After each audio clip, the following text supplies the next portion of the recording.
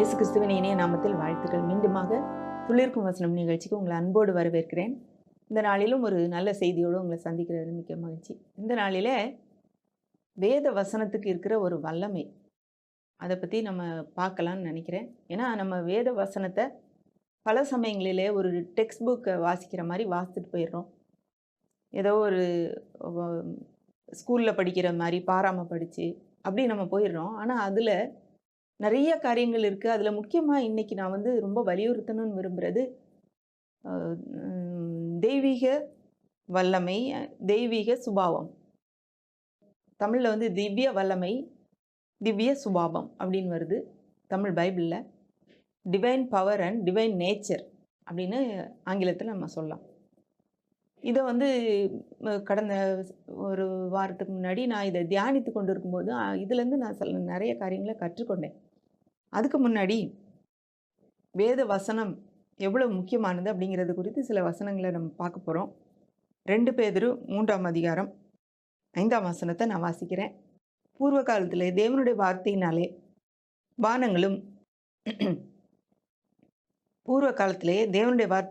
வானங்களும் ஜலத்தினின்று தோன்றி ஜலத்தினாலே நிலை கொண்டிருக்கிற பூமியும் உண்டாயின என்பதையும் அப்படின்னு வருது இந்த வசனத்தில்.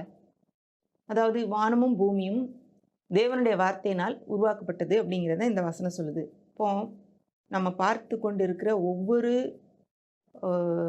நாம் பார்க்கிற எல்லாமே, வானம் பூமி அதில் உள்ள எல்லாமே தேவனுடைய வார்த்தையினால் உருவாக்கப்பட்டதுன்றதை அதை நம்ம மனசில் முதல்ல வைத்துக்கொள்ளணும். இது சும்மா ஏதோ வந்துருச்சின்னு இல்லை, அவருடைய வார்த்தையினாலே இவைகள் உருவாக்கப்பட்டது. அதுதான் நாம் கிறிஸ்தவர்களாகிய நம்முடைய அசையாத நம்பிக்கை வேத வசனம் தான் சொல்லுது. அடுத்தது பார்த்தீங்கன்னா ஏசாயா 55:11, அப்படியே என் வாயிலிருந்து புறப்படும் வசனமும் இருக்கும், அது வெறுமையாய் என்னிடத்திற்கு திரும்பாமல் அது நான் விரும்புகிறதை செய்து அதை நான் அனுப்பின காரியமாகும்படி வாய்க்கும். இப்போ அவருடைய வார்த்தை, தேவனுடைய வார்த்தை எப்படி பேசப்பட்டதோ அப்படியே திரும்பி வராது. அது எதுக்காக பேசப்பட்டதோ அதை செய்து முடித்துட்டு தான் திரும்ப வரும் அப்படின்னு சொல்லி காரியமாகும்படி வாய்க்கும். நான் எதுக்காக அனுப்பினனோ அந்த காரியமாகும்படி வாய்க்கும் அப்படின்னு சொல்லி இந்த வசனத்தில் வருது. அடுத்து பாருங்க, சங்கீதம் 107:20, அவர் தமது வசனத்தை அனுப்பி அவர்களை குணமாக்கி அவர்களை அழிவுக்கு தப்புகிறார். இப்போ சுகமும் குணமாக்குதலும் அவருடைய வசனத்தை அனுப்பி செய்யப்படுதுன்றதை நம்ம இந்த வார்த்தையினால பார்க்கலாம். இப்போ இந்த வார்த்தைங்கிறது ஏதோ சும்மா ஒரு பேப்பரில் எழுதி வச்சு நம்ம பாராம படித்து மைண்டில் மனசில் மட்டும் ஏற்றுக்கிறது இல்லை. இது நம்முடைய வாழ்க்கையின் ஒரு பகுதியாக மாற வேண்டும்ன்றதை நான் காட்ட விரும்புகிறேன். அடுத்து பார்த்திங்கன்னா எபேசியர் 6:17, இரட்சண்யம் என்னும் தலைச்சீராவையும் தேவ வசனமாகி ஆவியின் பட்டயத்தையும் எடுத்துக்கொள்ளுங்கள். இதில் தலைச்சீரா அப்படிங்கிறது நம்முடைய ரட்சிப்பு. பிசாசை எதிர்த்து நிற்கிறதுக்கு நமக்கு தேவையானது தேவ வசனமாகிய ஆவியின் பட்டயம். இயேசுவானவர் கூட அதைத்தான் பயன்படுத்தினார். அவரை பிசாசு சோதிக்கும் போது இந்த 40 நாள் அவர் உபவாசம் இருந்து முடித்த உடனே சோதிக்க வர்றான். 3 முறை அவரை பேசுகிறான் அவர்கிட்ட. அப்போ 3 முறையும் அவர் வேத வசனத்தை தான் பயன்படுத்துகிறார், வேற எதுவுமே அவர் பேசலை. இப்போ வேத வசனமாகிய ஆவியின் பட்டயத்தை சரியாக பயன்படுத்த தெரியணும் நமக்கு. அவ்வளவு பிசாசுக்கு எதிர்த்து நிற்கிறதற்கு நமக்கு உதவி செய்வது வேத வசனம். அடுத்தது சங்கீதம் 119:105, உம்முடைய வசனம் என் கால்களுக்கு தீபமும் என் பாதைக்கு வெளிச்சமாக இருக்கிறதுன்னு வருது. அப்போது நம்ம போக வேண்டிய பாதையை காட்டுறதுக்கு ஒரு தீபம் மாதிரி, வெளிச்சம் மாதிரி. மற்ற இடம்லாம் இருட்டாக யோசித்துக்கோங்க, எங்கேயுமே கரண்ட் இல்லை. ஆனால் ஒரு சின்ன ஒரு லைட்டு நான் போகிற பாதைக்கு மட்டும் காட்டுதுன்னா நான் எவ்வளவு ஈஸியாக நம்ம பிரச்சனை இல்லாமல் நம்ம போக வேண்டிய இடத்துக்கு போயிடலாம். அப்படி தான் தேவனுடைய வசனம் இருக்குது. அந்த வசனத்தை நான் விளக்கு மாதிரி நான் எடுத்துக்கொண்டு மற்றவர்களுடைய ஆலோசனையெல்லாம் கேட்காம வேத வசனத்தின்படி நடந்தேன்னா நான் என்னுடைய கால்கள் இடறுவதற்கு வாய்ப்பே இல்லை அப்படிங்கிறது நம்ம இது உண்மை. இது நான் சொல்கிறது ஏதோ வசனத்தை ஏதோ சொல்கிறேன்னு இல்லை, இது உண்மை என்று சொல்லி நாம் நமக்காக எடுத்துக்கொள்ள வேண்டும்.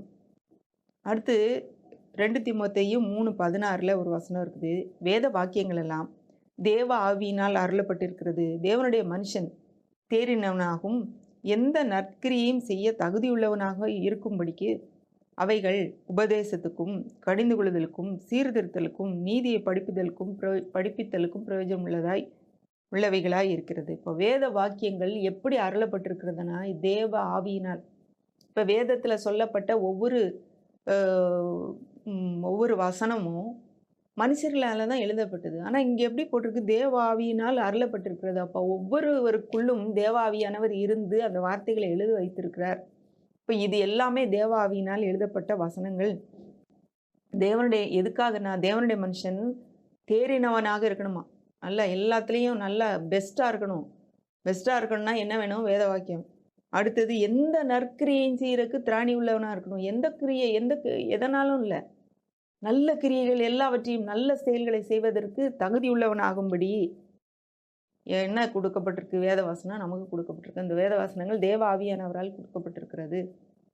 அடுத்தது சங்கீதம் 138:2 இதில் இன்னும் ரொம்ப அதிகமாக ஆச்சரியமான ஒரு காரியத்தை போட்டிருக்கு. உமது பரிசுத்த ஆலயத்துக்கு நேராக நான் பணிந்து உமது கிருபை நிமித்தமும் உமது உண்மை நிமித்தமும் உமது நாமத்தை துதிப்பேன். உமது சகல பிரஸ்தாபத்தை பார்க்கிலும் உமது வார்த்தையை நீர் மகிமைப்படுத்தி இருக்கிறீர். இந்த இதில் பார்த்தீங்கன்னா உமது சகல பிரஸ்தாபத்தை பார்க்கிலும் உமது வார்த்தையை நீர் மகிமைப்படுத்தி இருக்கிறீர். இப்போ மற்ற எல்லாவற்றை காட்டிலும் ஆண்டவருடைய மகிமை மற்ற எல்லா காரியத்தை காட்டிலும் அவருடைய வார்த்தையை மகிமைப்படுத்தியிருக்காராம். அவருடைய வார்த்தைக்கு அவ்வளோ ஒரு மதிப்பு கொடுக்குறாரு. மற்ற எல்லாத்தை காட்டிலும் மற்ற எல்லாவற்றை காட்டிலும் அவருடைய மகிமை மாட்சிமை மற்ற எல்லாவற்றை காட்டிலும் அவருடைய வார்த்தையை அவ்வளவு தூரம் அவர் மதிக்கிறார். அது அடுத்து நான் நினைக்கிறேன், இங்கே பாருங்க, யோவான் 1:14 என்ன போட்டிருக்கு? அந்த வார்த்தை மாம்சமாகி கிருபையினாலும் சத்தியத்தினாலும் நிறைந்தவராய் நமக்குள்ளே வாசம் பண்ணினார். அவருடைய மகிமையை கண்டோம். அது பிதாவுக்கு ஒரே பேரானவருடைய மகிமைக்கு ஏற்ற மகிமையாகவே இருந்தது. இதில் அந்த வார்த்தை தான் மாம்சமாச்சு. இயேசு கிறிஸ்துவாய் இந்த உலகத்தில் வந்து கிருபையினாலும் சத்தியத்தினாலும் நிறைந்தவராய் நமக்குள்ளே வாசம் பண்ணினார்னு யோவான் எழுதுறார். அந்த வார்த்தை அவருடைய மகிமை நாங்கள் பார்த்தோம். அது பிதாவுக்கு ஒரே பேரானவருடைய மகிமைக்கு ஏற்ற மகிமையாக இருந்தது. அந்த பிதா மாதிரியே இருந்துச்சு. அவருடைய ஒரே குமாரனாய் அவரை நாங்கள் பார்த்தோம். அந்த வார்த்தை தான் மாம்சமானது. ஆதியிலே தேவனோடு இருந்த அந்த வார்த்தை, வேத வார்த்தை, அது மாம்சமானது. அப்போது வேத வசனங்கள் சாதாரண காரியம் நம்ம எடுக்கவே கூடாது. இது ஆவியாயும் ஜீவனுமாக இருக்குதுன்னு சொல்லி நம்ம பார்க்குறோம். இப்போ எவ்வளோ ஒரு முக்கியமான வேத வசனங்கள் நமக்கு கொடுக்கப்பட்டிருக்கு, தேவ ஆவியினால் கொடுக்கப்பட்டிருக்கிறது. இப்போ இதில் தான் இந்த காரியத்தை நான் படித்து கொண்டே வரும்போது தான் இப்படி இந்த ஒரு வசனத்தை நான் பார்த்தேன். அதாவது 2 பேதுரு 1:3, 1:4 இந்த 2 வசனங்களையும் நான் வாசிக்கிறேன்.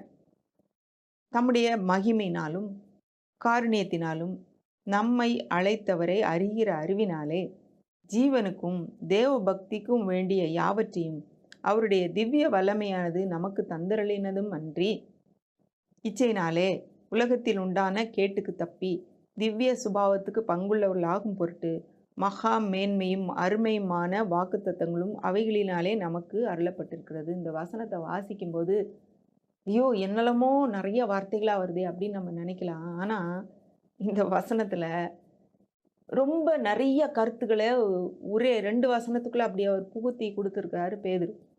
இதில் என்ன போட்டிருக்குன்னா, தம்முடைய மகிமையினாலும் காருண்யத்தினாலும் நம்மை அழைத்த தேவன் அவருடைய மகிமையினாலும் அவருடைய காருண்யத்தினாலும் அழைத்திருக்கிறாராம். அந்த அழைத்தவரை அறிகிற அறிவினாலே, இந்த அறிகிற அறிவுங்கிறது ரொம்ப முக்கியம். இந்த அறிவுன்றது எப்படி கிடைக்கும் நமக்கு? வேதவசனங்களை வாசிக்கும் போது தான் நம்மை அழைத்தவர் எப்படிப்பட்டவர் என்கிற அறிவு கிடைக்கும். அவர் எப்படி நமக்காக என்னென்ன காரியங்களை செய்திருக்கிறார், அவருடைய நேச்சர் எப்படி, அவருடைய குணாதிசயம் எப்படி, அவர் நம்மோடு பேசுகிறாரா, நமக்காக ஏதாவது செய்து வைத்திருக்கிறாரா, நம்ம கூட இருக்கிறாரா, அப்படிப்பட்ட காரியங்களை நாம் வேதத்தை வாசிக்க அவரை பற்றி இன்னும் அதிகமாக அறிவோம். அந்த அறிகிற அறிவினாலே தான் என்ன நடக்குமா, ஜீவனுக்கும் தேவ பக்திக்கும் வேண்டிய யாவற்றையும். இப்போ ஜீவனுக்கும் தேவ பக்திக்கும் அப்படின்னா என்ன அர்த்தம்? ஜீவன்னா நம்ம இந்த உலகத்திலே வாழ்வதற்கு தேவையான காரியம், டு லிவ் அப்படின்னு வாழ்வதற்கு தேவையான காரியம். அனுதினமாக நம்ம சாப்பாடு, உடை, பாதுகாப்பு, இருக்க இடம், நம்முடைய தேவைகள் சந்திக்கப்படுறது, இதுதான் ஜீவனுக்கு. அடுத்து தேவ பக்திக்குன்னா தேவனோடு கொண்டுள்ள உறவிலே நம்ம வளர்வதற்கு, தேவனோடும் நம்ம வாழ்வதற்கும் தேவையான எல்லாவற்றையும் என்ன கொடுத்துருக்குதான், அவருடைய திவ்ய வல்லமையானது நமக்கு தந்தருளினது. அப்போ அவருடைய வல்லமை, திவ்ய வல்லமை, டிவைன் பவர், தெய்வீக வல்லமை என்ன கொடுத்துருக்கு நமக்கு? ஜீவனுக்கும் தேவபக்திக்கும் உண்டாவே தேவையான எல்லாவற்றையும், வாழ்வதற்கும் தேவனோடு தொடர்பு கொண்டு வாழ்வதற்கும், அவருடைய அதாவது ஆவிக்குரிய வாழ்க்கைக்கும் இவ்வுலக வாழ்க்கைக்கும் தேவையான எல்லாவற்றையும் என்ன கொடுத்துருக்கு? அவருடைய வல்லமை நமக்கு கொடுத்துருக்கு. எப்படி கொடுத்துருக்கு நமக்கு தெரியும்? அவரை அறிகிற அறிவினாலே. இப்போ இந்த வல்லமை நமக்கு கொடுத்துருக்கிறத நம்ம அறிந்து கொள்வதே வேத வசனத்தின் மூலம்தான். இந்த வேத வசனத்தை சரியான விதத்திலே அறிந்து கொள்ளவில்லை என்றால் நாம் இந்த இந்த காரியங்களை ஜீவனுக்கும் தேவபக்திக்கும் தேவையான எல்லாவற்றையும் என்னெல்லாம் இருக்குன்றது கூட நமக்கு தெரியாது. வேத வசனம் நமக்கு தேவையா இருக்கும்போது தான் இந்த திவ்ய வல்லமை, டிவைன் பவர், தெய்வீக வல்லமை என்னெல்லாம் கொடுத்துருக்குன்ற அந்த அறிவு நமக்கு வரும். தம்முடைய மகிமையினாலும் காரணத்தினாலும் நம்மை அழைத்தவரை அறிகிற அறிவினாலே ஜீவனுக்கும் தேவபக்திக்கும் வேண்டிய யாவற்றையும் அவருடைய திவ்ய வல்லமையானது நமக்கு தந்தருளினது. இப்போ நமக்கு புரிஞ்சிருக்கும்னு நினைக்கிறேன். திவ்ய வல்லமை என்ன கொடுக்குது? ஜீவனுக்கும் தேவபக்திக்கும் தேவையான எல்லாவற்றையும் கொடுத்துருக்குது. ஆனால் அது நம்ம எப்படி அறிய முடியும்? தேவனை அறிகிற அறிவு. அந்த அறிவு எங்கேருந்து வரும்? வேதத்தை வாசிக்க வாசிக்க வாசிக்க. இது உண்மை என்று நம்பும்போது இது ஏதோ ஒரு ஏட்டு சொரக்கா இல்லை, ஏதோ எழுதி வச்சுட்டு யாரோ போயிட்டாங்க, இப்போ நான் சும்மா பாராம் படித்து ப்ரைஸ் வாங்குவேன் இல்லை. இது என்னுடைய வாழ்க்கைக்கு தேவையானது. நான் வாழ்வதற்கே இது தேவை. நான் உயிரோடு இருப்பதற்கே எனக்கு தேவை. என்னை குணமாக்குவதற்கு அது தேவை. எனக்கு வெளிச்சம் காட்டுவதற்கு, எனக்கு பாதையை காட்டுறதுக்கு அது எனக்கு தேவை. அது என்னோடு பேசுது. அது அப்படிங்கிற ஒரு இதுதான் இந்த உலகத்தை உண்டாக்கினது. இது தேவ ஆவியினால் கொடுக்கப்பட்டது அப்படிங்கிறத நம்ம புரிந்து கொள்ளணும். இன்னொரு வசனம் பார்த்தீங்கன்னா, எபிரேயர் 4:12 தேவனுடைய வார்த்தையானது ஜீவனும் வல்லமையும் உள்ளதாயும் இருபுறம் கருக்குள்ள எந்த பட்டயத்திலும் கருக்கானதாயும் ஆத்மாவையும் ஆவியையும் கணுக்களையும் ஊனையும் பிரிக்கத்தக்கதாக உருவ குத்துகிறதாயும் இருதயத்தின் நினைவுகளையும் யோசனைகளையும் வகையறுக்கிறதாயும் இருக்கிறது. இதில் பார்த்தீங்கன்னா தேவனுடைய வார்த்தை ஜீவனும் வல்லமையும் உள்ளது. அதான் பார்த்தோம், ஜீவனுக்கும் தேவ பக்திக்கும் தேவையான எல்லாவற்றையும் கிடைக்கும் திவ்ய வல்லமை கொடுக்குதுன்னு பார்த்தோம். இதில் அப்போ திவ்ய வல்லமை எதுனால கொடுக்குது? அறிகிற அறிவினால. அந்த அறிகிற அறிவு வசனத்தின் மூலமாக வரும். இப்போ தேவ வார்த்தையானது எப்படி இருக்குன்னு சொல்லப்பட்டிருக்குது? ஜீவனும் வல்லமையும் உள்ளது, இருபுறம் கருக்குள்ளது. ரெண்டு பக்கமும் கருக்கா இருக்குமா? Sharper in both sides, both end. எந்த பட்டயத்தை விட கருக்கானது, ஷார்ப்பாக இருக்குது. அது நம்முடைய ஆத்மாவையும் நம்முடைய ஆவியையும் பிரிக்கக்கூடியது. எது எது ஆத்மாவில் நம்ம யோசிக்கிறோம், எது ஆவிக்குரிய காரியம் அப்படிங்கிறத பிரித்து பார்க்கக்கூடியது. மாம்சத்தையும், இது நம்ம மாம்சத்துக்கு ஏற்ற சிந்தை, இது ஆவிக்குரிய சிந்தைன்னு பிரித்து காட்டுது. நம்முடைய இருதயத்தின் யோசனைகளை கூட, நம்ம நினைவுகளை கூட பகுத்தறிந்து காட்டுது. இப்போ வேதவசனம் எவ்வளோ பவர்ஃபுல் இல்லை? திரும்ப அந்த பேதுருக்கே வருவோம். திவ்ய வல்லமையை நம்ம பார்த்துட்டோம். அடுத்த வசனம் 2 பேதுரு 1:4 இச்சையினால் உலகத்தில் உண்டான கேட்டுக்கு தப்பி திவ்ய சுபாவத்துக்கு பங்குள்ளவர்களாகும் பொருட்டு மகா மேன்மையும் அருமையுமான வாக்குத்தத்தங்களும் அவைகளாலே நமக்கு அருளப்பட்டிருக்கிறது. இப்போ அந்த 2 வசனமும் ஒரே தொடர்ச்சியாக தான் வருது. நான் தான் அதை ஒரு வசனம் தனித்தனியாக நான் சொல்கிறேன். அப்போ ஒரே தொடர்ச்சியில் வரும்போது இதில் அழகாக போட்டிருக்கு, இச்சையினால் உலகத்தில் உண்டான கேட்டுக்கு தப்பி திவ்ய சுபாவத்துக்கு பங்குள்ளவர்களாகும் பொருட்டு மகா மேன்மையும் அருமையுமான வாக்குத்தத்தங்களும் அவைகளினாலே நமக்கு அருளப்பட்டிருக்கிறது. அப்போது இதில் கடைசியில் வருது பார்த்தீங்களா? என்ன வருது? வாக்குத்தத்தங்கள் தான். அதை வாக்குத்தத்தங்களை அறிகிற அறிவு நமக்கு இருக்கும்போது திவ்ய வல்லமை நமக்கு என்ன கொடுத்துருக்கு? திவ்ய சுபாவம் நமக்கு கொடுக்கப்பட்டிருக்கிறதுன்றது நமக்கு தெரியும். திவ்ய வல்லமையும் திவ்ய சுபாவத்தையும் பற்றி நம்ம அறிந்து கொள்ள முடியும். திவ்ய வல்லமை நமக்கு ஜீவனுக்கும் தேவபக்திக்கு தேவையான எல்லாவற்றையும் கொடுத்துருக்கு. இதில் 2வது பகுதியில் பார்த்தீங்கன்னா, திவ்ய சுபாவத்துக்கு நம்ம பங்குள்ளவர்களாயிரும். தெய்வீக சுபாவம். இப்போ தெய்வீக சுபாவம், திவ்ய சுபாவம் அப்படின்னா என்னது? சுபாவம் அப்படின்னா என்னது? நம்முடைய இதுதான் என்னுடைய சுபாவம் அப்படின்னா என்னுடைய நேச்சர். நான் இப்படி தான் நடந்துக்குவேன். என்னுடைய வாழ்க்கையில் நான் இப்படி நடப்பேன்.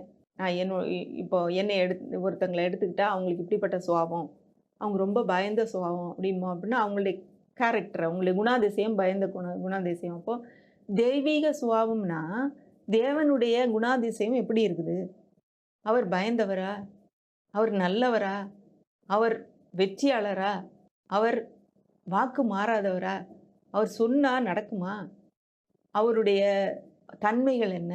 அவர் சுகப்படுத்துகிறவரா? அவர் அன்புள்ளவரா? அவர் எப்படிப்பட்டவர்? அந்த எல்லா சுபாவம், திவ்ய சுபாவம் அப்படிங்கிறது அந்த திவ்ய சுவாபத்துக்கு பங்குள்ளவர்கள் அப்படின்னு வருது. பங்குள்ளவர்கள்னா என்னன்னா, நமக்கும் அந்த பங்கு இருக்கு. இத நம்ம நம்ப முடியுதா? நம்ம ஆண்டவரை ஏற்றுக்கொண்டுட்டோம். சரி, நீ ஆண்டவரை ஏற்றுக்கொண்டுகிட்ட. நீ பரலோகத்துக்கு வர்றதுக்கு லாயக்கு அவ்வளோதான். அப்படின்னு சொல்லி நீ எப்படியாவது இந்த உலகத்துல கஷ்டப்பட்டு நீயா எப்படியாவது தட்டி தடுமாறி வந்து சேரு பரலோகத்துக்குன்னு சொல்லி ஆண்டவர் விட்டுட்டு போல நம்மள. இந்த வசனத்தின்படி நம்ம திவ்ய சுபாவத்துக்கு பங்குள்ளவர்களா இருக்கிறோமா? அவருடைய திவ்ய சுபாவம், அவருடைய தெய்வீக சுபாவம், அவருடைய கேரக்டர், அவருடைய நேச்சரை அப்படியே நம்மளோடு பகிர்ந்து கொண்டு இருக்கிறார். இது எவ்வளவு ஆச்சரியமா இருக்கு பாருங்களேன். தேவன் அவர் வந்து எவ்வளவோ பெரியவர், எல்லாவற்றையும் உண்டாக்கினவர், இந்த உலகத்தையும் உலகத்தில் உள்ள எல்லாத்தையும் படைத்த தேவன் மனிதர்களாகிய நம்மோடு அவருடைய சுபாவத்தை ஷேர் பண்ணிக்கிறாரு. நம்ம வந்து நம்மளை காட்டிலும் ஒரு கீழானவர்களுக்கு நம்மளுடைய ஒரு நமக்கு இருக்கு, நம்ம 1000 ரூபா இருக்குன்னா அதை வந்து நீங்க ஒரு 500 ரூபா வச்சுக்கோங்கன்னு கொடுப்போமா? இல்ல வாங்க எங்க வீட்டில் வந்து நீங்களும் என் கூட சேர்ல வந்து உட்காருங்கன்னு சொல்லுவோமா? நம்ம வீட்டில் வேலை செய்கிறவங்களோ இல்லை வெளியே போகிறவங்களோ யாரோ ஒருத்தங்கள. ஆனா தேவன் நாம் அப்படிப்பட்டவர்களாக இருக்கும்போது, அவருக்கு எதிரிகளாக இருக்கும்போது, சத்துருக்களாக இருக்கும்போதே நம்மளை வந்து நமக்காக அவருடைய குமாரனை அனுப்பி அவரை வந்து இந்த உலகத்தை மீட்டு கொண்டார், நம்மளை மீட்டு கொண்டார். நம்மை மீட்டதினாலே நாம் யாரெல்லாம் அவரை நம்புகிறோமோ அவங்களுக்கு தெய்வீக சுபாவத்தை, தன்னுடைய சொந்த சுபாவத்தை நம்மோடு பகிர்ந்து கொள்கிறாராம். எதுக்காகனா உலகத்தில் இருக்கிற கேடு நமக்கு எல்லாருக்குமே தெரியும். எவ்வளோ ஒரு கேடான ஒரு உலகத்தில் வாழ்கிறோம். இப்போ மற்றவங்கெல்லாம் கேடா வாழ்ந்து அழிந்து போய் கொண்டு இருக்கும்போது நம்மளும் அழிந்து அதே கேட்டில் இருக்கலாமா?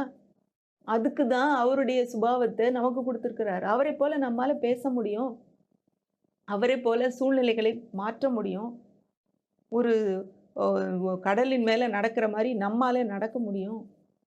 எதிரிகள் எத்தனை பேர் வந்தாலும் அவர் வந்து அவருடைய தூதர்களை கொண்டு நம்மளை பாதுகாக்க முடியும். அப்போ நம்முடைய வார்த்தைகளும் நம்முடைய நடக்கையும் நாம் தேவனை போல அவருடைய சுபாவத்துக்கு பங்குள்ளவர்களை போல இருக்குதா? அது எப்படி நமக்கு தெரிஞ்சுக்கணும்னு பார்த்தீங்கன்னா, அது சுபாவத்துக்கு பங்குள்ளவர்கள் ஆகும் பொருட்டு என்ன கொடுத்துருக்காராம்? மகா மேன்மையும் அருமையுமான வாக்குத்தத்தங்களும் கொடுக்கப்பட்டிருக்கு. அப்போ அந்த வாக்குத்தத்தங்களை நம்ம தெரிந்து கொண்டாதான் நம்ம சுபாவம் என்னன்றது தெரிந்து கொள்ளப்படும், நமக்கு தெரிய முடியும். பல சமயத்தில் அந்த வாக்குத்தத்தம் ஏதோ ஒன்று யாருக்கோ அதுக்கும் எனக்கும் சம்மந்தம் கிடையாது.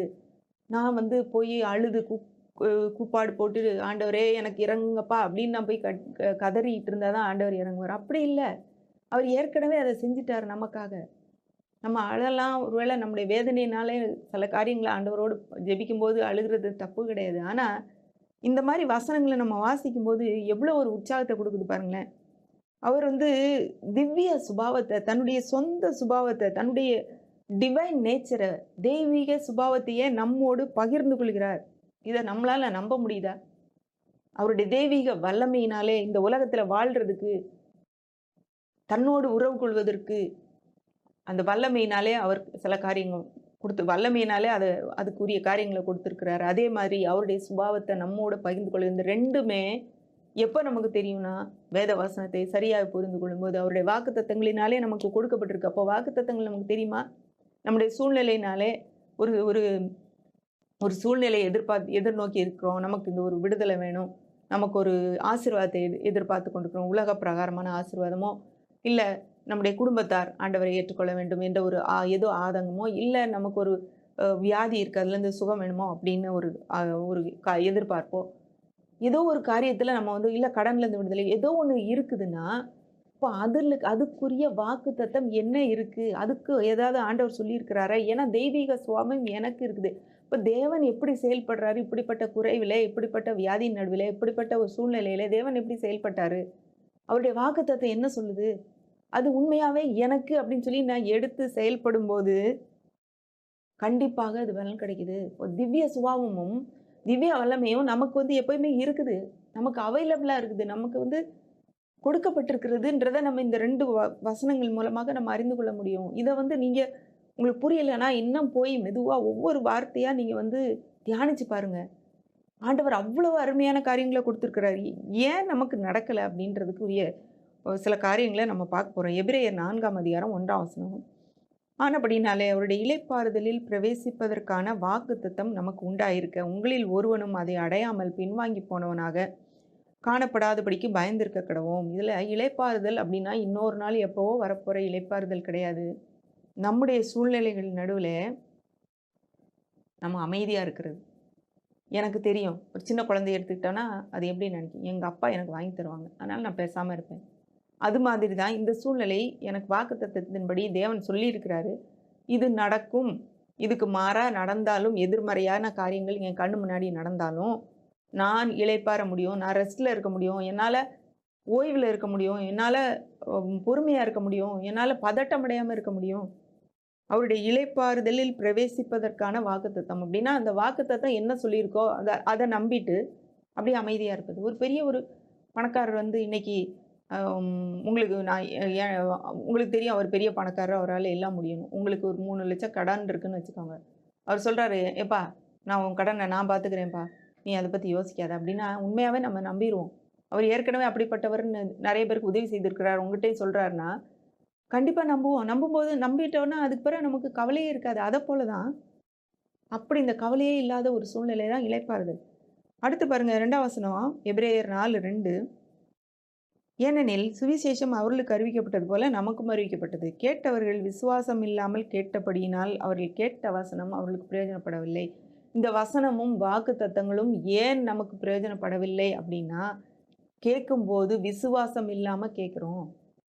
நமக்கு வந்து அதை குறித்த அது உண்மையே அது நடக்கும் அப்படிங்கிற நம்பிக்கையே இல்ல. எவ்வளவு பெரிய வாக்குத்தத்தம் இருந்தாலும், எவ்வளோ அதிகமான காரியங்கள தேவன் நம்மோடு பேசிக் கொண்டிருந்தாலும், நமக்கு அதை வந்து விசுவாசத்தோடு அதை கலக்கவில்லை என்றால், அது அந்த அந்த வாக்குத்தத்தம் நம்முடைய விசுவாசத்தோடு கலக்கவில்லை என்றால், இதில போட்டிருக்கு, எல்லாருக்கும் சொன்ன மாதிரியே அவங்களுக்கும் சொல்லப்பட்டது. ஆனா காதுல கேட்கிறவங்க அத விசுவாசம் இல்லாமல் கேட்டதுனால, அந்த வசனம் அவங்களுக்கு பிரயோஜனப்படல. நம்ம நெனச்சுக்கிறோம் இது யாருக்கோ? சும்மா நல்ல கதை, நல்லா இருக்குது. இன்னைக்கு நல்ல பிரசங்கம் கேட்டோம். நல்ல கதை சொன்னார்ல. இந்த இந்த பிரசங்கம் இந்த பாயிண்ட்ட ரொம்ப நல்லா சொன்னார்ல. அதோட போயிடுறோம். ஆனா இது எனக்குரியது. இன்றைக்கு இந்த வசனம் எனக்காகவே சொல்லப்பட்டது. இந்த வசனத்த நான் பிடிச்சுக்குவேன். என்னுடைய சூழ்நிலையின் நடுவுல இன்னைக்கு வந்து என் கண்ணு முன்னாடி அது நடக்கல. என்னுடைய பிள்ளைங்க இன்னும் வந்து ஆண்டவரை ஏற்றுக்கொள்ளல. ஆனா வசனம் சொல்லுது, உன் பிள்ளைகள் கர்த்தரால் போதிக்கப்பட்டிருப்பார்கள். உன் பிள்ளைகளுடைய சமாதானம் பெரிதா இருக்கும்னு சொல்லுது. அப்ப இந்த வசனத்த நான் பிடிச்சுக்குவேன். என் பிள்ளை இன்னும் வந்து குடிச்சிட்டு சொன்ன பேச்சு கேட்காம அலைஞ்சா கூட பரவால்ல. இந்த வசனத்தின்படி தேவன் என்னுடைய பிள்ளைகளை போதித்து நடத்துவார். இது நடக்கப் போகுது. அது என்னைக்கு நடக்கிற வரைக்கும் இந்த வசனத்த நம்ம விட்டுறக்கூடாது. இதுதான் விசுவாசத்தோடு வசனத்தை கலப்பது. அது மாதிரி நம்முடைய சூழ்நிலைகளுக்கு ஏற்ற வசனத்த நம்ம பிடிச்சுக்கணும். விசுவாசத்தை வளர்த்துக் கொள்ள வேண்டும். விசுவாசம் வந்து ஒரு நேரம் ஒரு நேரம் சொல்லிட்டு, அத நம்பிட்டு, அடுத்த நாளே அது நடக்கலன்னா, உடனே தூர தூக்கி போட்டு, இதுக்கும் எனக்கு சம்மந்தம் இல்லன்னு போனோம்னா, அவர்களுக்கு பிரயோஜனப்படவில்லைன்ற மாரி தான் நமக்கும் நடக்கும். அடுத்து பாருங்களேன், 3ஆம் வசனம். விசுவாசித்தவர்களாகிய நாமோ அந்த இளைப்பாறுதலில் பிரவேசிக்கிறோம். யாரெல்லாம் விசுவாசிச்சாங்களோ, அவங்களுக்குள்ளே கலக்கம் இருக்க முடியாது. அவங்க நல்லா ரெஸ்ட் எடுக்கலாம். அவங்க நல்லா தூங்கலாம். நைட்டு தூக்கம் இல்லாம கஷ்டப்பட முடியாது. ஏன்னா, நமக்கு தெரியும் ஆண்டவர் சரியான நேரத்திலே சரியானத செய்வாரு. என்னுடைய பிள்ளைகளுடைய வாழ்க்கையில சரியான நேரத்தில எல்லாவற்றையும் செய்வார். என்னுடைய இந்த சூழ்நிலையில, என்னுடைய பிரச்சனையின் நடுவில, என்னுடைய வியாதியின் நடுவில, அவருடைய வசனம் என்னை குணமாக்கும். ஏன்னா, அவருடைய வசனம் சொல்லியிருக்குது. அது மாறாதது. நான் அத நம்புவேன். எனக்கு சூழ்நிலைகள் இப்போ வந்து எனக்கு வருகிற அறிகுறிகள் வித்தியாசமா இருக்கலாம். டாக்டர் எதனாலும் சொல்லலாம். ஆனா, நான் அத நம்ப போறதில்ல. வசனம் என்ன சொல்லியிருக்கு? அவருடைய தழும்புகளால் நான் குணமானேன்னு சொல்லியிருக்குது. அத நான் பிடிச்சுக்க போறேன். அத திரும்ப திரும்ப யோசிக்க போறேன். அதை தியானிக்க போறேன். அதையே வாயில பேசப் போறேன். வேற எந்த எதிர்மறையான காரியத்தையும் நான் பேச மாட்டேன். என்னைக்கு நம்ம வந்து எதிர்மறையான காரியத்தை பேச பேச நம்முடைய விசுவாசத்த கேன்சல் பண்ணிக்கிட்டே இருக்கோம்.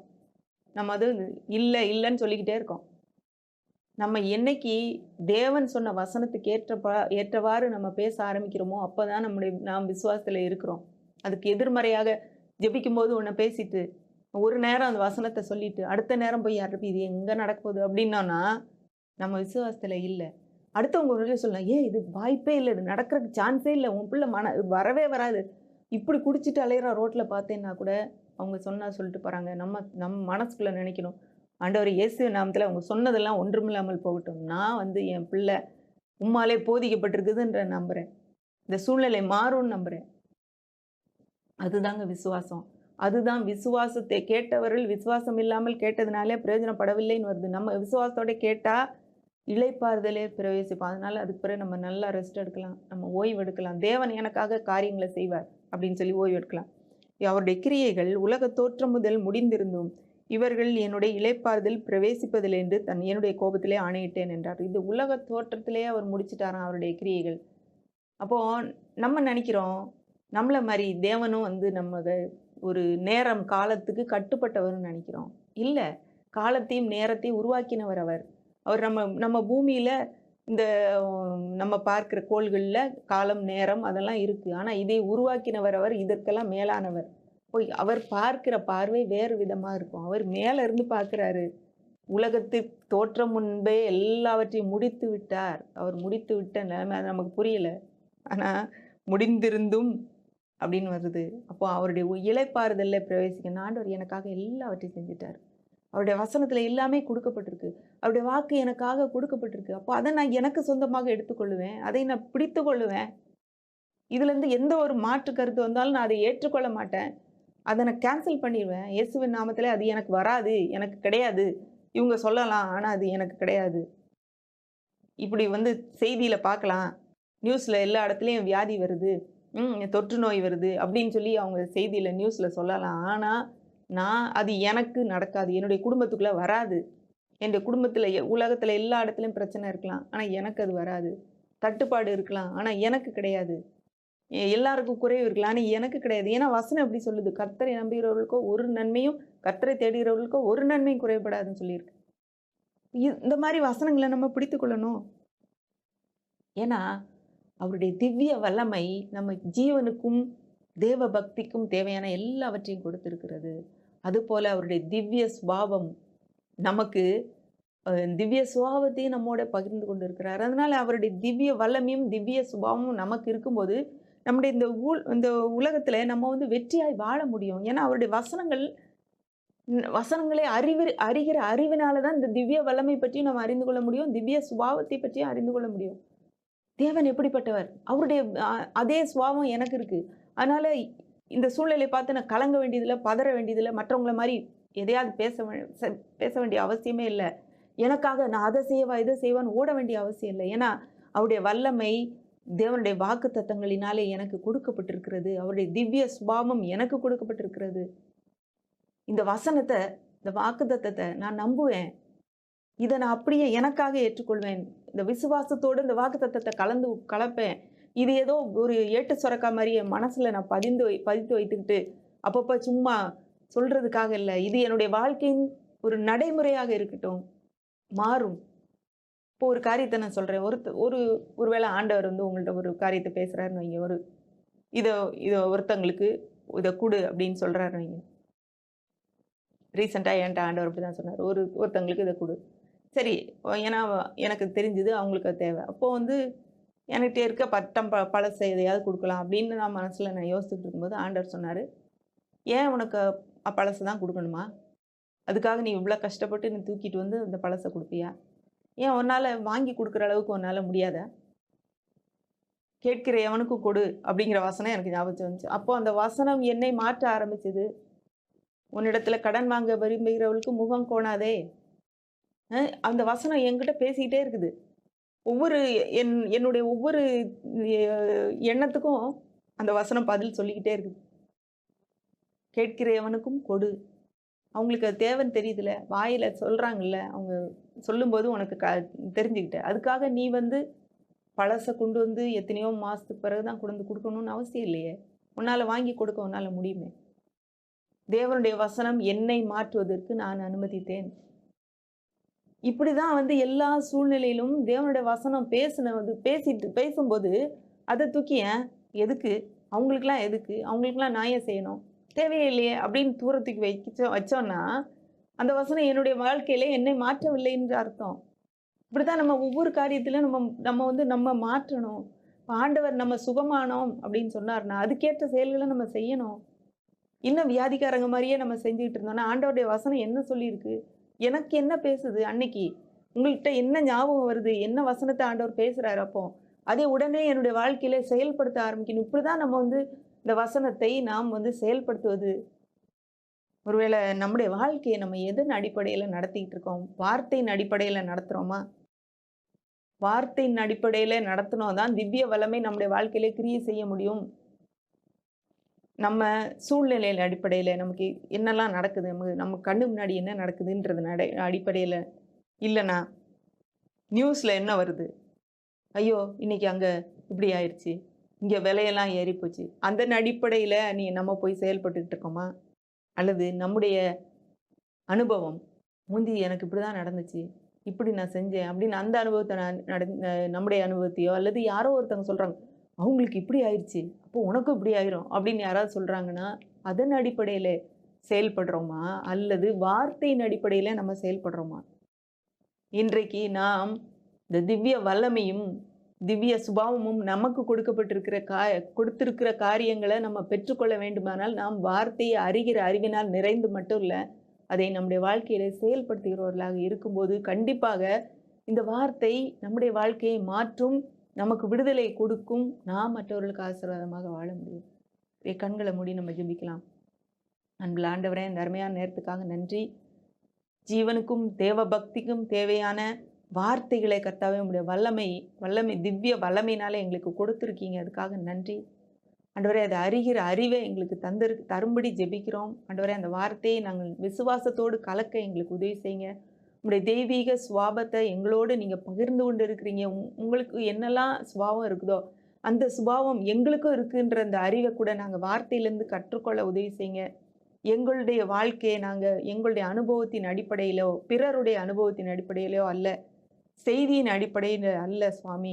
ஆண்டவரே, உம்முடைய வார்த்தையின் அடிப்படையில நாங்கள் எங்களுடைய வாழ்க்கையை அமைத்துக்கொள்ள நீங்க உதவி செய்யுங்க. அப்போ நாங்க கன்மலையின் மேல் கட்டப்பட்ட வீட்டைப் போல எந்த சூழ்நிலையிலும் நாங்க கீழ விழாம உறுதியா நிற்க முடியுமே.